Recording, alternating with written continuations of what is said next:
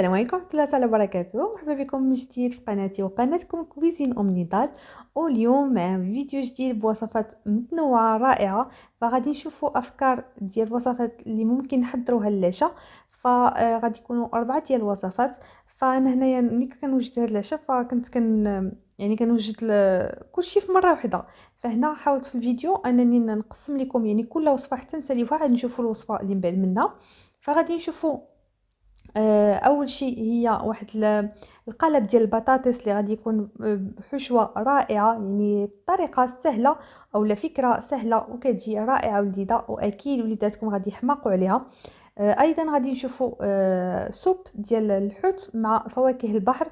غادي نشوفوا ايضا طريقه ديال تحضير الكراب. وايضا غادي نشوفوا واحد السلطه اللي كتجي رائعه جدا وصحيه طبعا. فكلشي غنشوفوه في الفيديو، يعني مقادير وطريقه التحضير، وكنتمنى لكم فرجة ممتعة. انا على بركة الله اول شيء غادي نبداو بالوصفة ديال البطاطا المحشوة اللي كتجي رائعة. فكنحتاج فيها البصلة، هنا عندي خلط بين بصلة حمراء وبيضاء، وعندي ايضا البوارو اللي مقطعهم قطع صغيرة جدا، عندي ايضا لي شامبينيون، عندي الفلفلة حمراء وصفراء اللي حتى هما مقطعين لقطع صغيرة. كناخد مقلة على النار، كنوضع فيها زيت الزيتون، وكنضيف البصله مع البوارو هما الاولين، كنحاول انني نشحرهم شويه.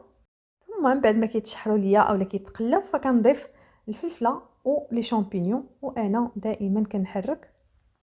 وكنضيف هنا شويه ديال التوابل، فكنضيف شويه ديال التحميره، شويه ديال البصل، شويه ديال الملح.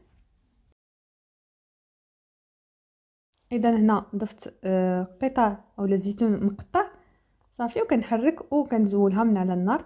وهنا خارج النار فكنضيف علبه ديال الطون طبعا اللي كنصفيه من الزيت، وكنرش شويه ديال المعدنوس مقطع وكنحتفظ بها على جنب. ثم كناخذ هنا واحد الحبه ديال البطاطا تكون كبيره شويه اولا جوج صغار اللي كنقشرها وكنحكها هكذا على شكل جوليان، يعني كتعطيني هاد الخيوط هكذا. ثم في بول كنوضع واحد البيضه، كنضيف ليها هنا شويه ديال المعدنوس سواء مجفف او لا كنقطعو يعني معدنوس طري.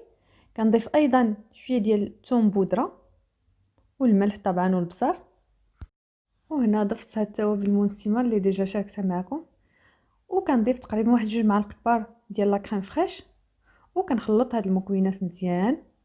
ثم كنضيف عليها اولا كنضيف عليهم بطاطا، كنخلط مزيان هاد البطاطا يعني حتى يعني كتخلط ليا مزيان مع هاد الخليط ديال البيض. ضفت شويه ديال التحميره غير باش تعطينا اللون. وكناخذ هنا مول، فخديت انا هنا مول سيليكون، يعني الا كانت عندكم ماركه مزيانه فهذا مول سيليكو مارت. الا كانت ماده مزيانه اللي ممكن انكم تدخلوها الفرن فاستعملوها، سينو استعملوا مول ديال الزاج او لا اي مول عندكم. كما كتشوفوا راه حتى الحجم ديالو ماشي كبير بزاف، فهاد القياس جاني هو هذاك يعني مزيان. سينو نديروا مول ديال الزاج صافي. كنحاول انني بحال كنلبس هاد البطاطا في هاد المول، كنرش شويه ديال الجبن موتزاريلا اولا اي جبن احمر مثلا محكوك، وكنوضع الحشوه. كما كتشوفوا كنحاول ان البطاطا تكون يعني مغطيه الجوانب باش الحشوه كتجي وسط منا. كنعمر بالحشوه وكنعاود نرش شويه ديال الجبن، ثم كنغطي بالبطاطا الفرن. فكنخليها كطيب. فهنا راه يعني مع البيض مع داك لا كريم فريش راه كتطلق الماء، يعني بداو تقلبوها حتى تشوفوها نشفت تماما من الماء، وكتبدا كتبان لكم انها بدات كتحمر شويه. صافي كتزولوها اولا كتخرجوها من الفرن. هنا بعد ما كطيب يعني كتنشف من داك البيض ولا كريم، فهنا كما كتشوفوا رشيت عليه شويه ديال الجبن، وهنا كنقلبها في الانيه ديال الفرن باش نرجعها تحمر. وغادي نعاود حتى هنايا في الوجه ديالها غادي نرش شويه ديال الجبن، وصافي غنرجعها تحمر وغادي نقدمها. وغادي تشوفوا الشكل النهائي ديالها في اخر الفيديو. غادي نحضروا الوصفه ديالنا الثانيه واللي هي لاصوب. فهنا استعملوا انواع السمك اللي عندكم اولا فواكه البحر. فكما كتشوفوا انا هنا استعملت الكروفيت، الكالامار، سمك اولا هبره ديال السمك الابيض، ليمول، وعندي ايضا بصله مقطعه، البوارو، عندي ايضا ثوم قطع، وسكينجبير طري حتى هو اللي قطعته القطع. عندي لي شامبينيون طريين اللي حتى هما قطعتهم، وعندي شامبينيون الاسود اولا الفطر الاسود اللي رطبته في الماء وغسلته مزيان. ممكن تستعملوا اي يعني انواع لي شامبينيون اللي كتوفروا عليها. هنا في المقله اولا في الطنجره كنوضع البوارو والبصله ولي شامبينيون اولا الفطر الاسود مع زيت الزيتون، وكنضيف واحد القطعه ديال الزبده وكنحركهم كنخليهم كيتشحروا مزيان. ثم كنضيف هنا الفطر اولا الفطر طري، وكنضيف الكالامار لانه حتى هما تيحتاجوا طياب شويه، وكنضيف الملح والبزار. وهنا ضفت توابل ديال السمك هكذا متوفره عندي، ممكن تضيفوها الا كانت متوفره، سينو كتستغناو عليها. وغادي نضيف ايضا هنا شويه ديال لاصوص نيوكمان، ايضا شويه ديال صوص صوجا، وكنخلط مزيان. ثم كنضيف قطع ديال السمك والقطع ديال الكروفيت، وكنضيف الماء الكافي. هنا من الافضل الى يعني تغليو الماء قبل، وكنضيفوه وتنغطي على الطنجره ديالي شويه تغلي، وفي نفس الوقت كيطيب لينا السمك ولي شامبينيون ايضا الكالامار. هنا كاخر مرحله فكنضيف ليمون ولي بالورد، فهنا كنخليهم غير واحد طلع الغليه وصافي كنطفي على لاصوب ديالي وكتكون واجده. وغادي نشوفوا الشكل النهائي ديالها في اخر الفيديو. وصلنا للوصفه الثالثه ديالنا وهي الطريقه ديال التحضير ديال الكراب. فكما كتشوفوا عندي هنا كراب اللي غادي نوجدو. فكنحتاج واحد المعلقه كبيره ديال الملح، وكنحتاج فهنا خديت حبوب ديال البزار، خديت فصوص ديال الثوم، خديت ورق سيدنا موسى، واحد القطعه ديال سكينجبير طري. كنوضع الماء على النار يعني حتى كيبدا يعني غيبغي يعني كيسخن باش يغلى، وكنضيف عليه هاد المكونات. كنضيف الكراب وكنسد عليه تقريبا واحد 15 دقيقه فقط كيكون واجد. وندوزو نحضروا السلطه ديالنا. فعندي هنايا في الطبق ديال التقديم غسلت الجرجير ونشفته وضعته. عندي لافوكا، عندي جبن ديال الماعز، عندي الكركاع، وعندي قطعه ديال التفاح وقطعه ديال البويض. فهاد المكونات كلها غادي نحاول انني نقطعها ونصفها فوق من الجرجير.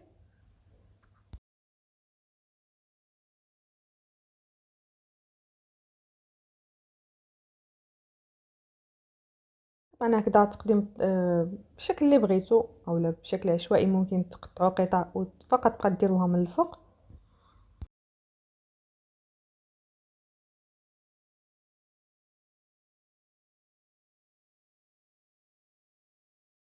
وهكذا كتكون السلطه ديالنا واجده. فهذا الشكل النهائي ديالها بعد ما زينتها بشويه ديال الخشخاش.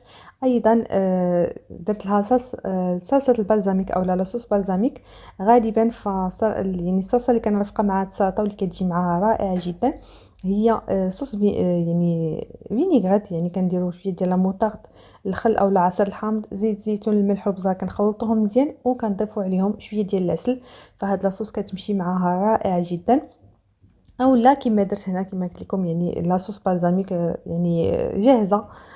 وهذه لاصوب ديالنا اللي كتجي رائعه جدا بداك المزيج ديال المذاقات. ايضا يعني المذاق ديال البحر وداك سكينجبير طري، المهم مزيج رائع ديال المذاقات. كنتمنى انكم تجربوه. كاين وصفات كثيره يعني هكا مختلفه في القناه ديال لاصوب ديال السمك. وهذا الكراب ديالنا فحليته خديت من الداخل ديالو شويه كما كتشوفوا. هو تيكون الكركاس كبيره ولكن داك شويه ديال اللحم اللي كيكون لداخل كيكون قليل واخا تيكون بنين بزاف. وهذه البطاطا ديالنا اولا القالب المحشو ديال البطاطا ديالنا. فغادي نقطعوه باش تشوفوا الشكل النهائي ديالو من الداخل. هنا فقط فرشت له الخس، وايضا رشيت شويه ديال المعدنوس من الفوق، وزينت بقطع ديال الفلفل الحار وشويه ديال الجبن هو اللي وضعت في الوسط.